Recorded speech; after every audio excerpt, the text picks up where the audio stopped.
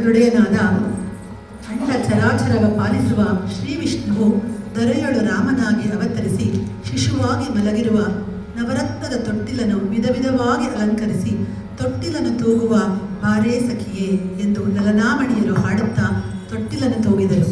ಶ್ರೀರಾಮನಿಗೆ ತೊಟ್ಟಿಲು ತೂಗುವ ಹಾಡು ರಾಗ ಬೇಹಾಗ್ ರಾಗ ಆದಿತಾಳ.